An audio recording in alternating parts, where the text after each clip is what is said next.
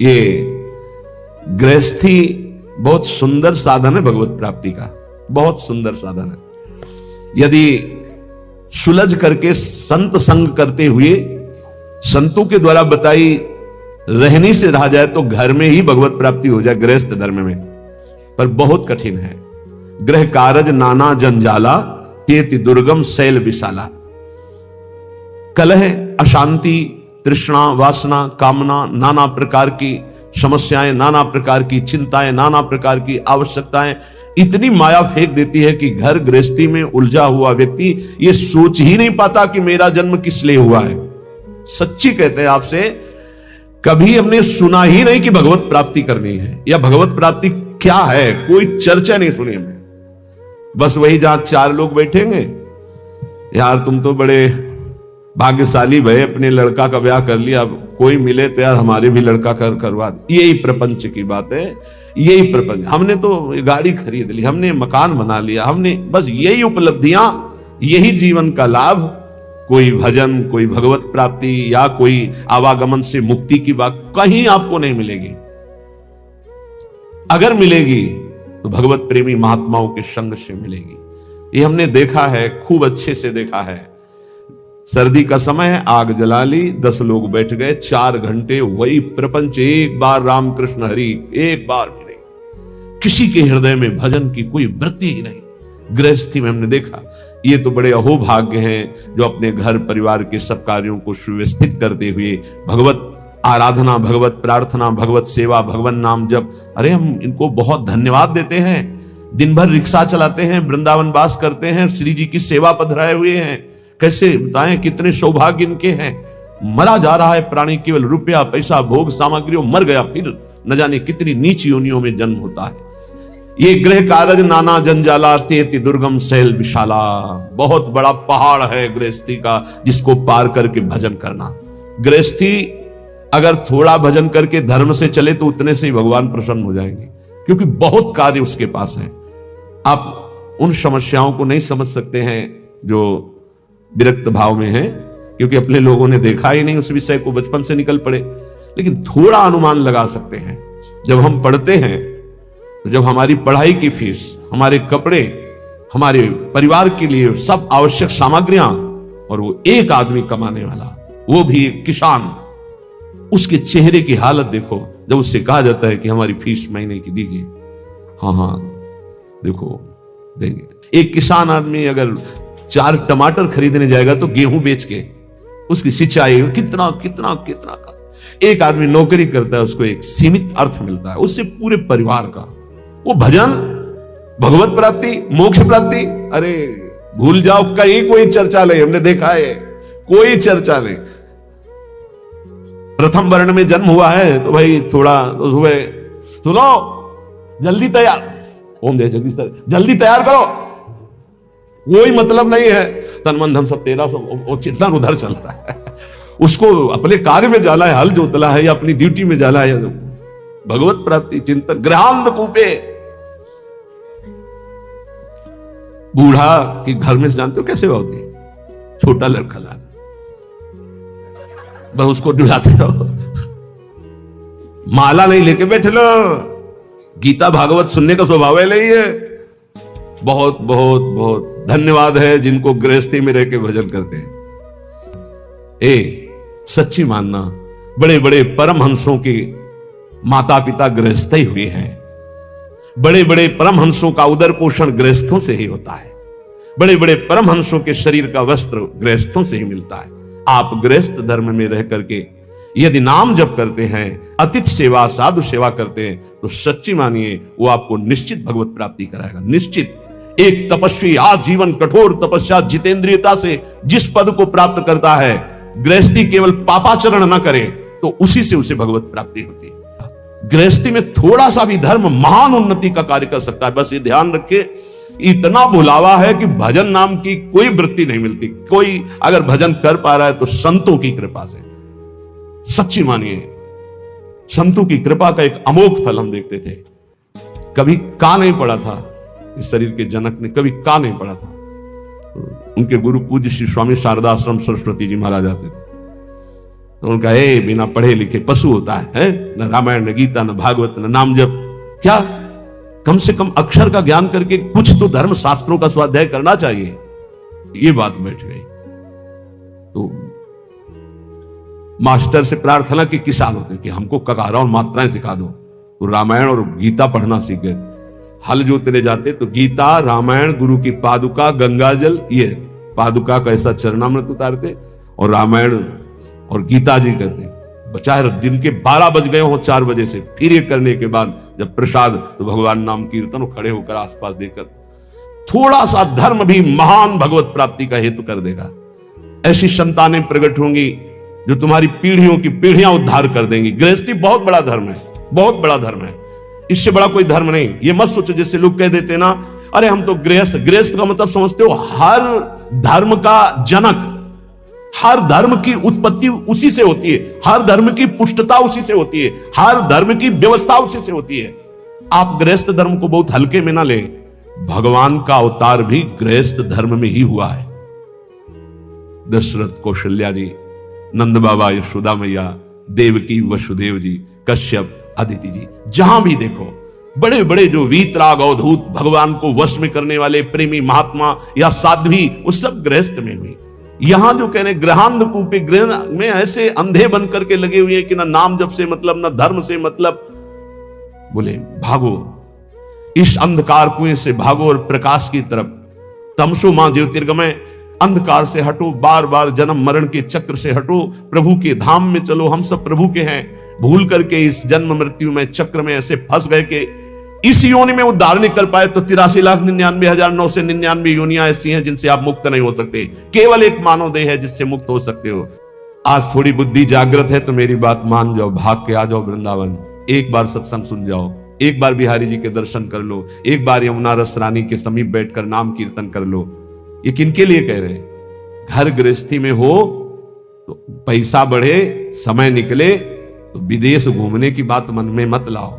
धर्म क्षेत्रों की यात्रा करो, भगवत क्षेत्रों की यात्रा करो, वहां संयम पूर्वक पुण्य अर्जन करो, नाम जप करो, तो तुम्हारा परम मंगल हो जाएगा। आज ऐसी बुद्धि खराब हो गई कि लाखों रुपया खर्चा करेंगे लेकिन ऐसी जगह देखेंगे जाके जहां बुद्धि और मलिन हो जाए। कहां जा रहे हैं? अमुक देश में जा रहे हैं। काहे के लिए? बोले नेत्र चराने के लिए जा रहे हैं। जैसे लोग बकरी चराने जाते थे, हम नेत्र चराने जाते हैं। हमें बताया गया, क्यों बताया, क्यों? लाखों रुपए की टिकट लगाएंगे लेकिन धाम में आकर के, तीर्थ में जाकर, संगम, काशी, कितने पावन पावन पुरिया हैं। 4 दिन का नाम कीर्तन बैठल आओ अखंड, 1000, 2000, 4000 संतों को बैठ के पवाओ, उनकी जूठन पाओ, देखो निहाल हो जाओगे। अर्थ का प्रयोग करना भगवान के कृपा पात्रों को आता है। अर्थ का प्रयोग करना भगवान के कृपा पात्रों। शोधन धन्य प्रथम गति जाकी। भगवान के धामों में आकर नाम कीर्तन करो। हमारी बात मान लो, अगर कुछ भी अर्थ तुम्हारे पास ज्यादा है, 4 घंटे नाम कीर्तन बैठलवा दो। तुम नहीं कर सकते हो निरंतर नाम जप, तो ऐसे संयोग बैठा लो, भजन करने वालों को सुविधा दे दो। धाम आ गए, यहां के पशु पक्षियों को, मान लो ज्यादा पैसा नहीं, 2-4 किलो चना लिए, फुला दिए, पशु पक्षियों को पवार है, गाय को एक दिन चारा पवा, ये धर्म कार्य करो। लाखों रुपया खर्च करके कहां जा रहे हो संसार को देखने के लिए? भारत जैसी पावन भूमि कहां है? यहां एक से एक ऐसे भजन की वृत्तियां प्रकट हो जाएं, ऐसे धर्म क्षेत्र, तीर्थ क्षेत्र, ऐसे भगवत धाम है। श्रीपाद कह रहे असंख्य जन्म बर्बाद कर दिए, लौटो, एक बार श्रीधाम वृंदावन में आ जाओ। तुम्हारे मोह पास को काटने के लिए समर्थ श्रीधाम वृंदावन सत्संग करा देगा। सत्संग ऐसी कैंची है जो मोह पास का नाश करती है। तुम समझ रहे हो कि हमारा यही कर्तव्य है कि इनका पालन पोषण करके खूब चाहे जितना पाप कर्म करे, तो श्रीपाद कह रहे निज सर्वनाश करो। अपने आत्म स्वरूप का सर्वनाश करने वाले, तेरी यह समझ में नहीं आ रहा कि तू जिस पाप कर्म से धन कमा रहा है तो ये तेरा सर्वनाश कर देगा। तू परिवार को अपना सुहृद समझ रहा है, निज जन समझ रहा है, उसके लिए पाप कर रहा है, ये तेरी दुर्गति कर देगा। मरने वाले की अंतिम इच्छा पूछी जाती है ना, क्या अंतिम इच्छा है? ये जो पुण्य का त्याग करके पाप कर्म करते हुए उन्नति को प्राप्त हो रहे हैं, इनकी अंतिम इच्छा पूरी की जा रही है। बहुत बुरी तरह नष्ट होंगे। ये वृंदावन में आप सत्संग में सुन रहे हैं, इसे दिमाग में बैठा लीजिए। पाप कर्म करने पर जो उन्नति प्राप्त होती है, तो जैसे फांसी देने वाले की अंतिम इच्छा पूरी की जाती है, ऐसे तुम्हारी अंतिम इच्छा है ये, भोग लो इसे। क्यों? तुम्हारे सुकृत अब सब नष्ट हो गए हैं। अब जो तुम्हारे पाप कर्म का फल आने वाला है, सर्वनाश का तांडव होगा। आंख खोल करके समाचारों में और संसार में देख लीजिए, कोई भी रहा न कोकुल रोवन हारा। इतिहास साक्षी पढ़ के देख लीजिए। प्रगट में वर्तमान समय में, भूतकाल में, तो भविष्य में भी ऐसा ही होगा। ये खुद देखी हुई बात, सुनी हुई बात, पढ़ी हुई बात, समझी हुई बात कह रहे हैं। पाप कर्म करने वाले की उन्नति का मतलब है अंतिम इच्छा। अब सर्वनाश का तांडव उसके जीवन में होने वाला है, बहुत बुरी तरह उसका सर्वनाश होता है। इसलिए निज सर्वनाश करो। अपना सर्वनाश करने वाले पाप कर्मों को करके स्त्री पुत्र परिवार आदि की कामनाओं को पूर्ण करने वाले तेरी दुर्गति होगी, तेरे परिवार की दुर्गति होगी। इस बात को समझ, धर्म पूर्वक चल, तो गृहस्थ धर्म से ही भगवत प्राप्ति, सबका मंगल हो जाएगा। असंख्य जन्म व्यर्थ कर दिए, अब ये मानव जीवन तेरा व्यर्थ ना जाए। इसलिए कोई तुझे ऐसा भी समझाएगा, ऋण ग्रस्तो यायाम कथमः वृंदावनमहम। देखो, तुम्हें हमारा ऋण है, मातृ ऋण, पितृ ऋण, ऋषि ऋण और भी जगत के ऋण। तुम कैसे वृंदावन जा सकते हो? कैसे तुम भजन कर सकते हो? कैसे तुम भगवान की आराधना कर सकते हो? नहीं। त्यजेयम वा वृद्धावगति पितरौ उदार शिशुकान। देखो, तुम्हारे वृद्ध माता पिता हैं, इनको कैसे? देखो, तुम्हारे छोटे पुत्र हैं, पत्नी है, इनकी मदगत प्राण, ये तुम पर प्राण न्यौछावर किए, तुम माला लेकर बैठने वाली बात सोचते हो? नहीं नहीं। कथम मां मज्जीवान बत परिहरेयम निज जनान। तुम कैसे अपने निज जनों की याद छोड़कर भगवान की याद कर सकते हो? नहीं। ऐसे फांसता है मोह जाल संसार का। संतासिस्लाघ्यो भूतेत्य फल कलनो मुह्यति कुधी। ए दुर्बुद्धि, इसमें मत फंस। इसका तात्पर्य नहीं कह रहे कि भाग करके बाबा जी बन जाओ। इसका तात्पर्य कह रहे इनके द्वारा मोह जाल में फंसकर पापाचरण मत कर।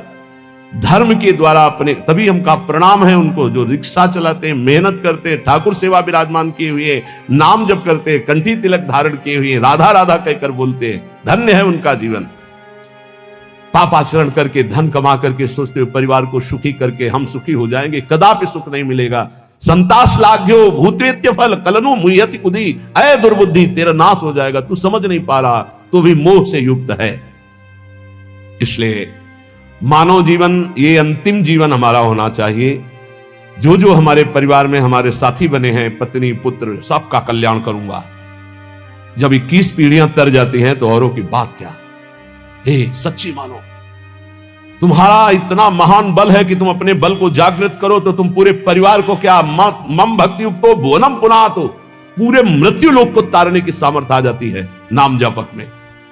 राधा नाम मत भूलो। पाप कर्म के द्वारा कमाया हुआ धन सर्वनाश कर देता है, ये दिमाग में बैठा लो। जैसे तुम्हें कोई बढ़िया खीर दे और कान में विश्वसनीय आदमी बता दे विष मिला है तो खाओगे नहीं, ऐसे ही तुम्हें शास्त्र सम्मत बात बता रहे, पाप का धन तुम्हारा सर्वनाश कर देगा। लेकिन तुम ये बात नहीं मानोगे। वो बात तो मान जाओगे कि अगर कोई विश्वसनीय कह दे कि खीर में जहर है, खाना मत, तो बिल्कुल नहीं खाओगे। और ये बड़े बड़े सिद्ध महापुरुष संत जन कह रहे हैं कि पाप का कमाया हुआ धन, महान विष तुम्हारे पुत्र, तुम्हारी संतति, तुम्हारे परिवार का सर्वनाश कर देगा। बिल्कुल नहीं मानना। अतरे दिन घटना सुनते हो, बढ़िया गाड़ी में बैठे जा रहे हैं, पूरे बोले 7 लोग जल गए, 6 लोग जल। आप क्यों नहीं समझ रहे हैं? वो जला जला के पाप कर्म के द्वारा किया हुआ जो अर्थ है, उसी गाड़ी में तुम बैठे, वही तुम्हें जलाएगा। उस समय दयावसन कहते बहुत बड़ी गलत घटना हुई, लेकिन अगर उसके कर्म को पूर्व में देखोगे और फिर आपको तो ये लगेगा यही होना चाहिए था। बहुत निर्दयता से पाप कर्म करते हैं लोग, बड़े गुप्त रूप से और बड़ी निर्दयता से। फिर जब वो अपना रंग लाता है, तब वो चौड़े पे प्रकाश में जब दिखाई देता है, तो दयालु हृदय ऐसा सोचते हैं कि भगवान बड़ा कठोर है, ऐसा नहीं होना चाहिए। लेकिन आपसे सच्ची कहता हूं, उसके निर्णय में पाई भर चूक नहीं है। जितना होता है बिल्कुल करेक्ट होता है, निर्णय उसका बिल्कुल करेक्ट। वो भगवान है, वो ऐसा नहीं है कि वो इतनी चूक कर दे। हम लोग बहुत गलती करते हैं, इसका सुधार केवल मनुष्य जीवन में ही हो सकता है। पूज्य संत महापुरुषों के वचनों से ही हम ये जान पाते हैं कि हमारे जीवन का परम कर्तव्य क्या है। जो उपासक या भक्त भगवान की प्राप्ति के मार्ग में चला है, उसमें ये 5 बातें जब तक ना आवे तब तक कभी किसी को उपदेश ना दे और शिष्य ना बनावे। ये बहुत बड़े सिद्ध महापुरुष हैं, वो बोल रहे हैं। महात्माओं का हृदय माता की तरह दुलार करता है पूरे विश्व को। श्री सीताराम ओंकारनाथ जी महाराज जी ने कहा कि उपदेश देने जैसा खतरनाक खेल और कोई नहीं परमार्थ से भ्रष्ट होने के लिए। परमार्थ से भ्रष्ट होने के लिए उपदेश देने जैसा कोई खतरनाक खेल नहीं। बहुत बड़े महापुरुष है, क्योंकि उसमें देहाभिमान पुनः जागृत हो जाता है और काम आदि दोषों की बाहुल्यता, भोगों की बाहुल्यता, सम्मान प्रतिष्ठा की बाहुल्यता, और वो नष्ट होने में देर नहीं लगती। ये 5 बातें जब तक हृदय में ना जाए तब तक किसी को शिष्य न बनाए और उपदेश न दे, नहीं तो भ्रष्ट हो जाएगा पक्का।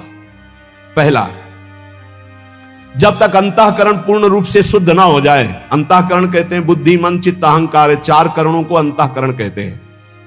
अंतःकरण शुद्ध कब माना जाता है? जब बुद्धि के निश्चय में एकमात्र परमात्मा है, मन में संकल्प विकल्प खत्म, केवल मन सावै मनः कृष्ण पदारविंदयो चित्त मुरारी पादार्पित चित्तवृत्ति अहंकार दासत्व में एक भी विकार जिसके अंतःकरण में उदय नहीं होता, वो शुद्ध अंतःकरण वाला महापुरुष प्रथम उपदेश का पहला अधिकारी। अंतःकरण में किसी भी तरह का कोई भी विकार ना होना, पूर्ण अंतःकरण का शुद्ध होना।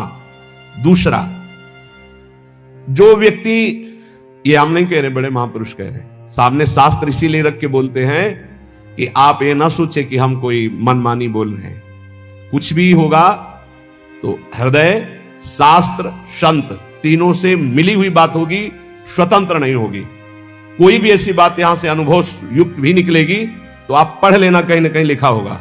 ऐसा नहीं हो सकता कि वो हमारे मनमानी बात हो, क्योंकि हमारा मन बचपन से लेकर अभी तक जिसका स्वाध्याय करता रहा, जिनकी जूठन खाता रहा, जिनके चरणों के आश्रित रहा, वही मन में बैठ के बोलते हैं और कोई नहीं। पहला है उपदेश का अधिकारी कौन? जिसमें ये 5 बातें हो। पहली बात, अंतःकरण शुद्ध, बुद्धि, मन, चित्त, अहंकार, भगवदाकार, एक भी विकार जिसके हृदय में नहीं है। दूसरा, जो व्यक्ति स्वार्थ के लिए उपदेश सीखता है, जो अपनी वासनाओं की पूर्ति के लिए प्रवचन करना सीखता है, वो उपदेशक पक्का भ्रष्ट और दुराचारी हो जाएगा।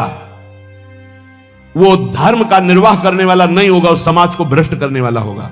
ये सिद्ध महापुरुष लिख रहे हैं, इसमें किसी की टीका टिप्पणी करने की बात नहीं। जिसको बुरा लगे तो भगवान को साक्षी करके हृदय में हाथ रख करके देख लेना। महापुरुषों के वचन डंके की चोट से होते हैं। जिसको बुरा लगे वो छाती में हाथ रख के बिहारी जी को साक्षी करके देख लेना कि ये वचन जो निकले हैं ये है हमारे में कि नहीं है, देख लेना। यहां केवल जबान की बात नहीं होती, छाती की बात होती है। जो व्यक्ति स्वार्थ पूर्ति के लिए, अर्थ प्राप्ति के लिए, वासनाओं की पूर्ति के लिए प्रवचन सीखता है, उपदेश सीखता है, दूसरे को उपदेश करता है, वो उपदेशक दुराचारी हो जाएगा, भ्रष्ट हो जाएगा, धर्म को नष्ट करने वाला बनेगा। तीसरा, जिसने अपनी वाणी में सत्य का अनुष्ठान नहीं किया, जिसने अपने आत्मस्वरूप का बोध नहीं किया, जिसकी वृत्ति निष्काम नहीं हुई, जो जगत से भगवत भाव रूप से संबंध नहीं की, वो बड़े से बड़ा विद्वान भी भ्रष्ट हो जाएगा। वो बड़े से बड़ा विद्वान भी भ्रष्ट हो जाएगा। ये देख लो, जिसके वाणी में सत्य नहीं, जो आत्मस्वरूप का बोध प्राप्त नहीं किए, जिसकी बुद्धि में निष्कामता नहीं, जो चराचर जगत में भगवत स्वरूप का भाव नहीं किए, वो बड़े से बड़ा विद्वान भी पतित हो जाएगा। चौथा, उपदेशक ब्रह्म विद्या और निदिध्यासन दोनों साथ में, अर्थात शब्द ब्रह्म का ज्ञान और पर ब्रह्म की अनुभूति दोनों। जो शब्द ब्रह्म का ज्ञान और पर ब्रह्म की अनुभूति से युक्त होगा, उसमें अमानिना मान देना, निर्माणता सबसे बड़ा सद्गुण होगा, निष्कामता उसके स्वभाव में होगी। ऐसा उपदेशक संसार के धर्म की प्रतिष्ठा करके सबको सुख प्रदान करता है। पांचवा, जो स्वयं अपने मन को कृष्णाकार कर चुका है, जो इष्ट के प्रेम में डूबा हुआ है, जिसका केवल इष्ट से दृढ़ विश्वास और संबंध है, जो इष्ट के स्मरण में डूबा हुआ उपदेश करता है, जो दुनिया में एकमात्र परम स्वतंत्र सत्ता श्री भगवान की देखता है, जो सबका परम मंगल करने का उद्देश्य रखकर, केवल उद्देश्य रखकर भगवत चर्चा करता है, उसका उपदेश देना यथार्थ धर्म का प्रकाश करने वाला होगा। ब्रह्मबोध होना शास्त्रों के स्वाध्याय का फल है। भगवत प्रेम होना इस समस्त साधनों और भक्ति का यथार्थ फल है। नहीं सो सब धर्म कर्म जर जाऊ, जहां राम पद पंकज भाऊ। जब तक प्रभु के चरणों में प्रेम ना हो जाए या तत्वबोध ना हो जाए, तब तक उपदेश नहीं करना चाहिए। ऐसा महापुरुषों का नहीं तो लिखा हुआ है। जो व्यक्ति स्वार्थ के लिए, जो धन के लिए, वासना के लिए, सम्मान के लिए, सुख सुविधा के लिए सीखता है और उसका उपदेश करता है, उसका चरित्र भ्रष्ट हो जाता है। महापुरुषों ने जो कहा है वो अपने अनुभव से कहा है। तो गृहस्थ धर्म में साधु महात्माओं का सेवन, अतिथि सेवन, जो भी कर्म भगवान को अर्पित किया जाए और धर्म पूर्वक धन कमाया जाए। अधर्म पूर्वक धन कमाकर अपने परिवार का पोषण करने वाला नरक को प्राप्त होता है। धर्म पूर्वक धन कमाकर अपने परिवार का पोषण करते हुए वो सारे कर्म भगवान को अर्पित करके नाम जप करते हुए वो भगवान को प्राप्त होता है। गृहस्थ पुरुष को चाहिए कि वो अपने धर्म के अनुसार मोक्ष प्राप्त करे, उसको कहीं भागने की जरूरत नहीं। कल चर्चा में सुना था कि 2-3 महीने में एक बार तीर्थ यात्रा करनी चाहिए प्रत्येक गृहस्थ को। कुछ अर्थ ऐसा एकत्रित कर लेना चाहिए जो धर्म क्षेत्र के लिए 1000, 2000, 4000 रुपए एकत्रित कर लिए, 1-2 दिन के लिए चले गए, उपवास आदि किया, तीर्थ अवगाहन किया, सत्संग सुना, फिर अपनी गृहस्थी में चले आए। गृहस्थ पुरुष को चाहिए कि वो अपने धर्म के अनुसार चल करके ही मोक्ष पदवी प्राप्त। उसके लिए ये नहीं है कि वो तपस्या का अनुष्ठान करे, वो अमुक का अनुष्ठान करे। वो अपने परिवार पोषण के लिए मेहनत कर रहा है, पर धर्म पूर्वक मेहनत करके अपने परिवार का पोषण और नाम जप जरूर करता रहे। दूसरी बात कह रहे हैं कि जैसे श्राद्ध आते हैं पितर पक्ष में, तो श्राद्ध करने से पितरों की कृपा प्राप्त होती है। और परम पितर अर्यमा जी हैं। अर्यमा भगवान की विभूति है, भगवान ही अर्यमा पितर रूप में है। श्राद्ध में पवित्र पदार्थ, पवित्र पात्र। अब कैसे श्राद्ध होगा जिनकी रसोई में प्याज, लहसुन, अंडा और मांस बनते हैं? कैसे? ये बड़ा कलयुग का प्रभाव बढ़ता चला जा रहा है, अपवित्र होते जा रहे हैं। क्योंकि सब नई पीढ़ी जो है वो आधुनिक पढ़ाई वाली, आधुनिक, वो सब अपने को उसी में ढाल रहे हैं, जैसा व्यवहार देख रहे हैं। उसी के घर में श्राद्ध ठीक माना जाएगा जिसके पात्र पवित्र हैं, स्थान पवित्र है, रसोई पवित्र है। पवित्रता का तो शब्द ही चला गया है। अब कोई बिरला ऐसा होगा जो शौच के वस्त्र पवित्र करे, नहीं तो शौच लगी, ऐसे गए, ऐसे पहने, ऐसे हाथ धोए, बस ऐसे निकल पड़े, पूरा घर अपवित्र, पूरी वस्तुएं अपवित्र, जो भगवद अर्पित देव पूजन, पितृ श्राद्ध आदि करने योग्य ही नहीं रह जाते। जो ऋषि मुनियों को भोजन कराया जाता है परम पवित्र शुद्ध हविष्यान धर्म के द्वारा कमाया हुआ होना चाहिए। भगवान का भोग लगाकर जब साधु महात्माओं वैष्णव जनों को पवाया जाता है तो वो अक्षय फल देने वाला होता है, समस्त कामनाओं की पूर्ति कराने वाला होता है। और जब किसी संत को, ब्रह्म ऋषि को निमंत्रण दे दे, तो जब तक उसको पवा न दे तब तक अपने परिवार को न पवाए। निमंत्रण दिया है, या किसी देवता का पूजन है, या किसी ऋषि का निमंत्रण है, या पितर तर्पण है, या किसी को भी निमंत्रण दिया गया है, तो निमंत्रित व्यक्ति को जब तक भोजन ना पवा दिया जाए तब तक अपने परिवार को भोजन निषेध किया। ये अपने घरों में ये देखते, छोटा बच्चा भी तो रोक दिया जाता था, नहीं, जो राजभोग दोपहर का बन रहा है, जिसके लिए निमंत्रण दिया गया है, कोई भी रसोई स्पर्श नहीं करेगा जब तक वो पा नहीं जाएंगे, और वो पा के गए फिर पूरा परिवार पावे। धर्म का मर्म जानने वाले पुरुष को चाहिए कि अभक्ष पदार्थ किसी भी तरह रसोई में प्रवेश ना करे। नहीं, वो रसोई कभी संत महात्मा वैष्णव को पवा दी तो तुम्हारे सारे पुण्य नष्ट हो जाएंगे। जिस रसोई में मांस है, अंडा है, अभक्ष पदार्थ प्रयोग हुए, वो रसोई कभी भी वैष्णवों के पाने योग्य नहीं रहती। कभी भूल कर हाथ जोड़कर प्रार्थना है, ऐसी रसोई वाले कभी किसी संत को बना के, वैष्णव को बना के मत पवाना, नहीं तुम्हारे पुण्य नष्ट हो जाएंगे। अगर उनका तो क्या है, वो चरणामृत पिएंगे फिर शुद्ध हो जाएंगे, लेकिन तुम्हारी जो सुकृत सब नष्ट हो जाएंगे, तुम्हारी बुद्धि भ्रष्ट हो जाएगी। धर्मात्मा पुरुष धन की परवाह नहीं करते। जैसे तीर्थों में जाए, कुछ न कुछ लेके जाए, वहां दो चार ब्रह्म, ये हमारे तीर्थ पुरोहित हैं, यज्ञ ब्रजवासी जन है, ये हमारे जीवात्म स्वरूप से यज्ञ का हवन करते। ज्ञान एक भक्ति के द्वारा।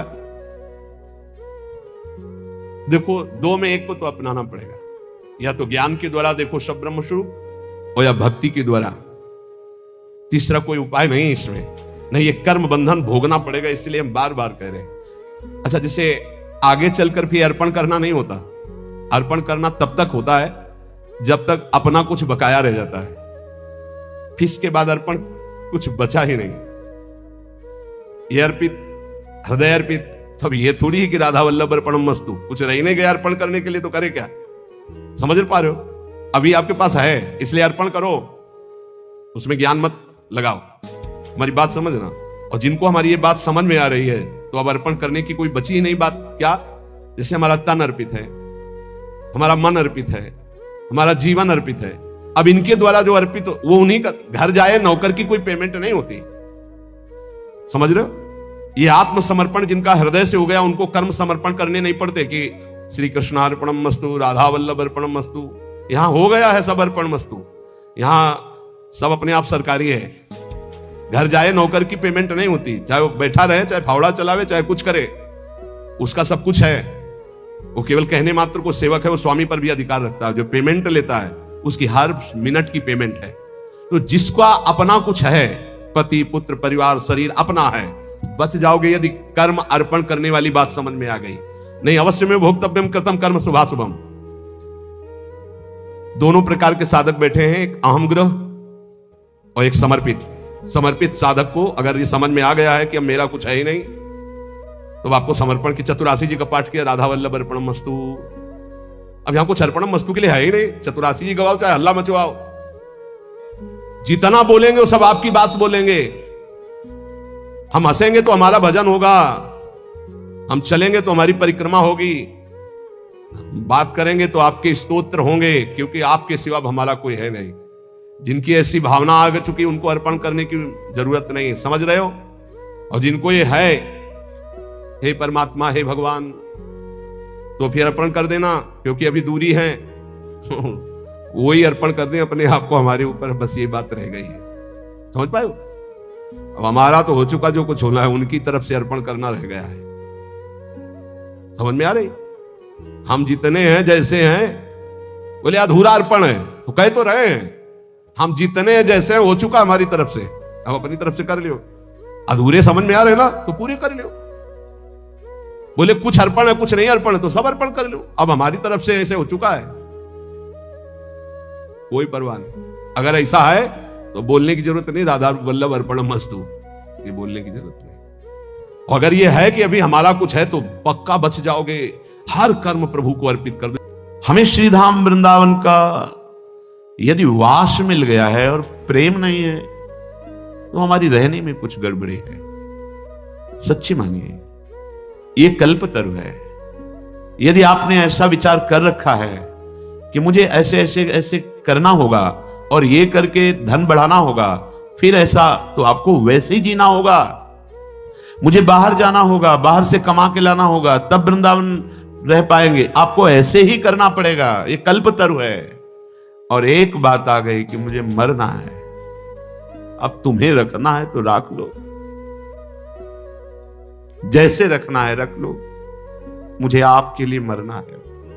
ये जीवन आपका है। अपने जीने की आशा भी छोड़ दी, अपने जीवन की व्यवस्था की भी चाह छोड़ दी, तो अनंत ब्रह्मांडों का स्वामी अधीन हो गया। सच्ची मानिए, पल पल महासुख प्रदान करने लगे। आसपास केवल उन्हीं का सानिध्य अनुभव में, वो किसी साधना से नहीं। जब जीने की आशा भी चली गई और जीवन की व्यवस्था की आशा भी चली गई, क्या वो अकिंचन क्या व्यवस्था करे? कल्पतरु है वृंदावन। आप अगर ऐसा सोचेंगे कि मेरे करने पर ही सब होगा, तो आपको करना पड़ेगा। अगर आप ऐसा सोचेंगे कि अब तो मैं बिक चुका हूं, मेरा जीवन तो अब लाडली के हाथ है, अब नहीं, अब मेरा हर प्रयास लाडली जू के ही लिए है, अपने लिए कुछ नहीं। तो लाडली जू आपके लिए संपूर्ण प्रकृति को अधीन करा देंगे। हमारी बात पर विश्वास कीजिएगा। ये अनुभव की बात कह रहा हूं, ये छाती की बात कह रहा हूं, ये कल्पतरु है। जैसा सोचोगे वैसे ही जीना पड़ेगा आपको। अगर सोच ही खत्म कर दो तो जैसा भी प्रियालाल जिलाएंगे वो परमानंदमय होगा। जोई जोई प्यारो करे सोई मोहि भावे। परम राजधानी वृंदावन पर माया मोह लोभ के लीने जानी न वृंदावन राजधानी। यहां भी वही माया प्रपंच का जाल फैला दिया, यहां भी लोभ का जाल फैला दिया। सच्ची कहते हैं, ये हम शुरू से कहते चले आए हैं। जब जहां जैसी आवश्यकता हुई, बिना दस्तखत के वो व्यवस्था आगे फैली दिखाई दी। क्यों? क्योंकि मेरे स्वामी के अनंत ब्रह्मांड में कुबेर जैसे सेवक हैं। माना अपने स्वामी को, नहीं अपने अहम के बल से लोभ प्रवृत्ति धारण करके हम माया जाल पुनः फैलाने लगे। पुनः इसलिए कि माया जाल से बचाकर हरि गुरु तो वृंदावन लाए। फिर हम वही चेष्टाएं बार बार, वही जो हमारे चिंतन को घसीट ले। हमारा सबसे बड़ा धन है चिंतन। कोई भी वस्तु, व्यक्ति, क्रिया, पदार्थ श्यामा श्याम के नाम रूप लीला से हमें हटा ना पावे। चाहे जितना बड़ा, ये पूज्य पंडित गया प्रसाद जी के वचन बाबा के, चाहे जितना बड़ा शुभ कर्म हो, जब बड़े से बड़े शुभ कर्म के लिए मन न चले तब माना जाएगा कि आपका भजन हो रहा है। सबसे बड़ा हमारे जीवन का परम लाभ प्रभु का नाम। नाम छूटे, कोई धर्म कर्म बने, मुझे आवश्यकता नहीं। सीधे समझिए।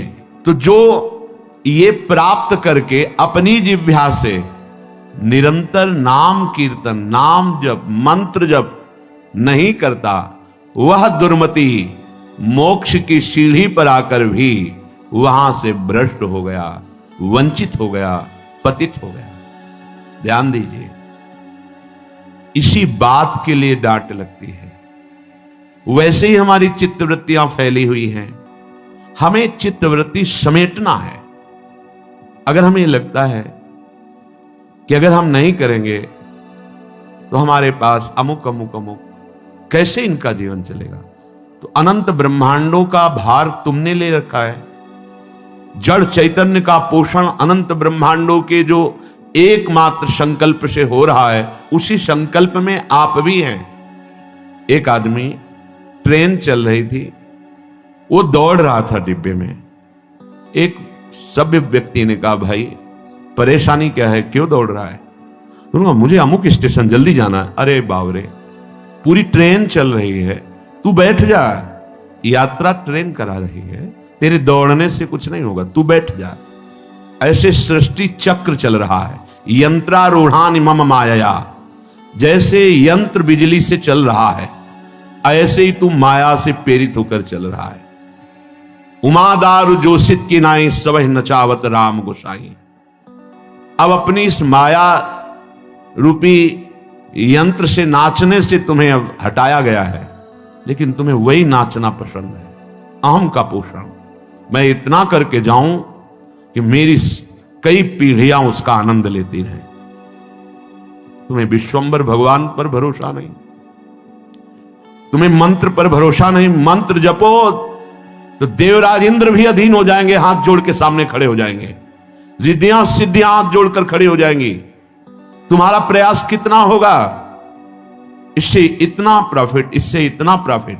और मंत्र से लोकपालों को अधीन कर सकते हो। जब अनंत ब्रह्मांडों के ईश्वर भगवान को अधीन किया जा सकता है, सुमिर पवन सुत पावन नामू, अपने बस करी राखे रामू, तो और क्या चीज है? पर समझ ही नहीं आ रही। वही वृत्तियों को प्रपंच में फैलाना। जो जिह्वा को गुरुदेव ने अमृत दिया है, नामामृत, मंत्रामृत, लीलामृत, चरितामृत, इसका गायन करो। जो चाहिए मिल जाएगा। तो अभी समझ नहीं पा रहे। अगर गृहस्थ हो तो अपने कर्तव्य का पालन करते हुए नाम जप करो। विरक्त हो तो एकमात्र आपका कर्तव्य रह गया है मंत्राकार वृत्ति, नामाकार वृत्ति। क्या चाहिए तुम्हें? जो चाहिए तुम्हारे चरण चूम लेगा। सच्ची मानिए, तुम्हारी आंतरिक वृत्ति केवल नाम में होनी चाहिए। ये बात हमने बड़े अच्छे अच्छे लोगों में देखी है कि वो प्रश्न करते हैं कि ऑफिस में जाते हैं या समाज में, तो लोग उपहास करते हैं, कहते हैं बड़ा भगत है तो मैं तिलक ना लगाऊं, कंठी ना धारण करूं, माला ना लूं। ऐसा नहीं है। किसी आदमी के व्यक्ति के स्वभाव गुण माया से युक्त प्रेरित वो तुम्हें यदि कह रहा है भगवान का बड़ा भगत बनता है, तो तुम्हारी निंदा तो नहीं हो रही ना। इतने बड़े प्रभु से तुम्हारा संबंध स्थापित करके वो बोल रहा है। भगत किसे कहते हैं? जो भगवान का जन होता है। तो गर्व होने की बात है या लज्जा आने की बात है?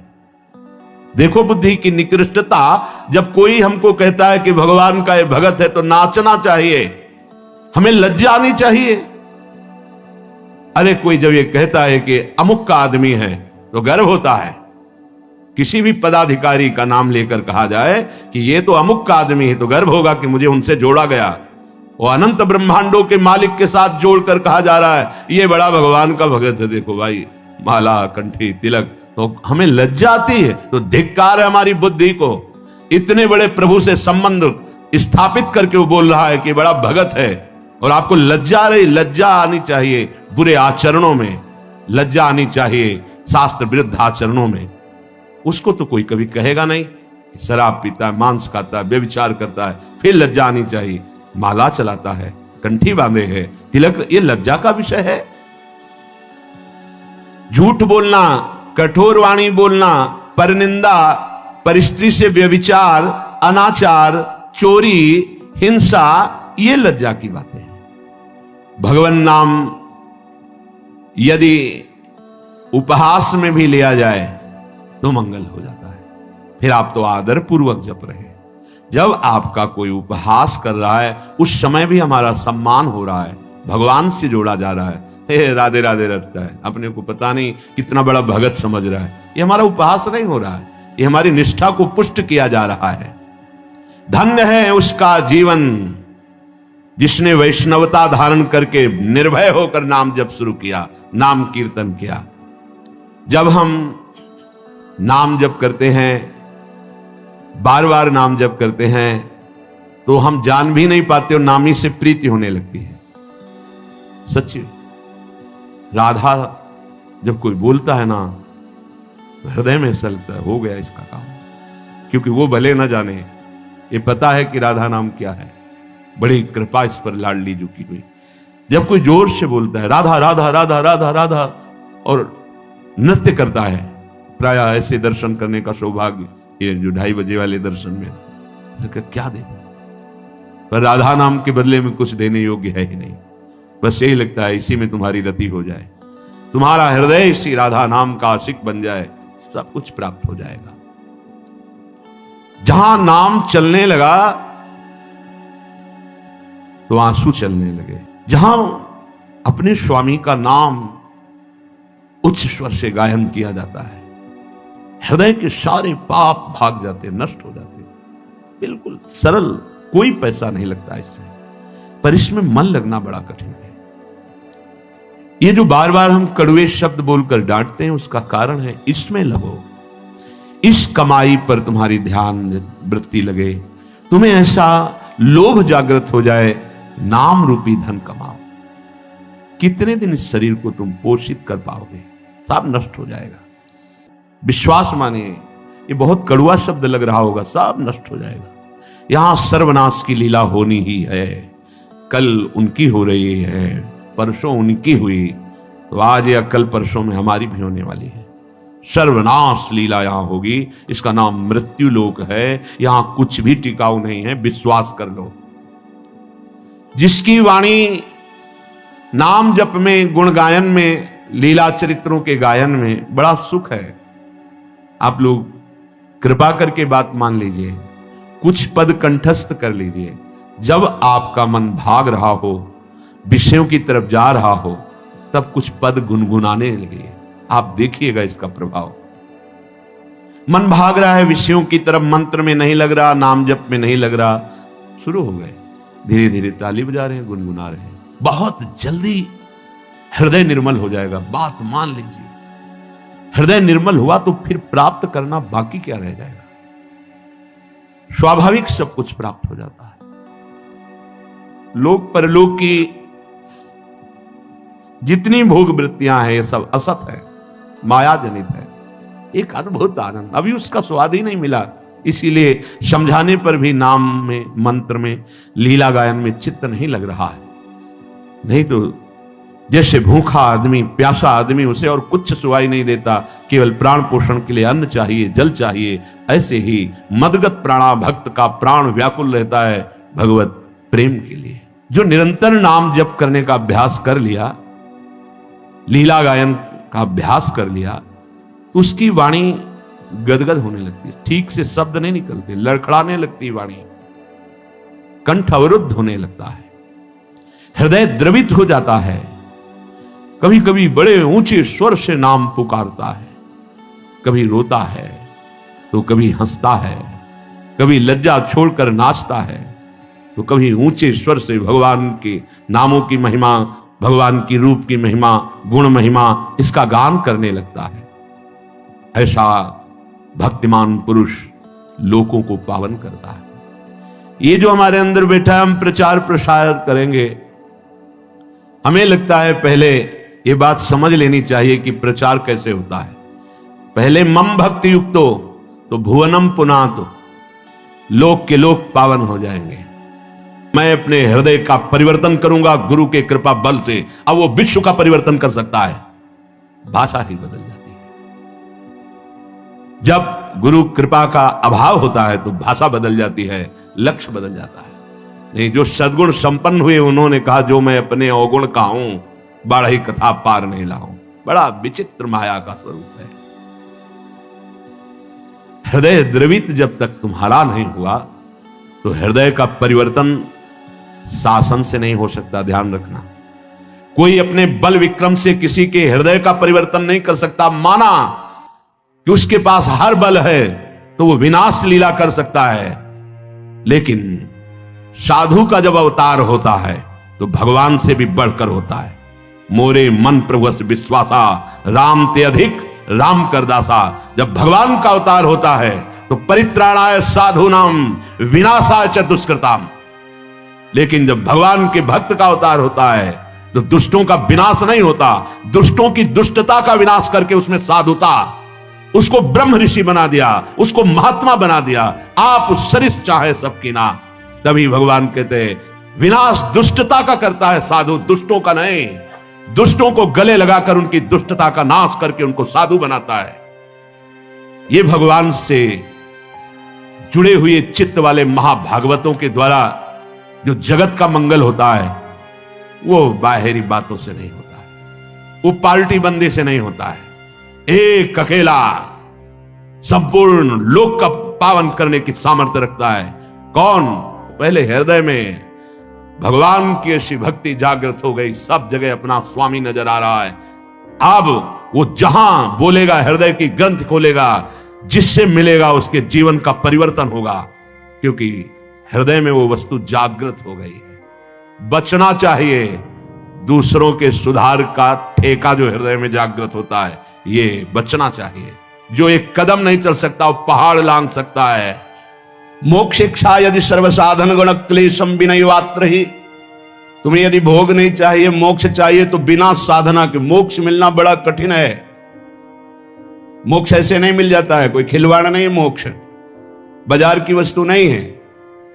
लोक परलोक के समस्त भोगों का वैराग्य, सत्यासत्य वस्तु का दिव्य विवेक, शम इंद्रियों का निग्रह, दम मन का निग्रह, उपरति त्याग वैराग्य से भी श्रेष्ठ उपरति, शम दम उपरति, तितिक्षा महान सहनशील, श्रद्धा शास्त्र और गुरु वाक्यों पर दृढ़ विश्वास, समाधान, चित्त का लक्ष्य में स्थित हो जाना, मुमुक्षुता, मोक्ष प्राप्ति की प्रबल इच्छा, साधन चतुष्टय क्षय संपत्ति। जब तक ये नहीं होती तब तक मोक्ष मार्ग में कोई चल ही नहीं सकता। विवेक सत्यासत्य वस्तु का, वैराग्य लोक लोकांतर के भोगों का, कोई साधारण बात है। शम दम उपरति तितिक्षा श्रद्धा समाधान, ये षट संपत्ति, और चौथी मुमुक्षता, ये जब 4 प्रबल साधन और 6 संपत्ति होती है, तब वो साधक अधिकारी होता है ज्ञान मार्ग के चलने का, और चलकर पार कर ले जाए। ज्ञान के पंथ कृपान के धारा, परत खगेश लगे नहीं बारा, जो निर्विघ्न पंथ निर्भाई, सो कैवल्य परम पद लाई। वो कैवल्य परम पद वृंदावन बिना किसी साधना के वास करने मात्र से प्रदान कर देता है। मोक्ष इच्छा यदि सर्व साधन गण क्लेशम बिनई वात्र ही, बिना साधना के क्लेश सहे ये वृंदावन अपने आप प्रदान कर देता है, क्योंकि मोक्षाधिपति भगवान श्री कृष्णचंद्र जो है और वो हमारी प्यारी जू के अधीन है, और ये प्यारी जू का धाम है।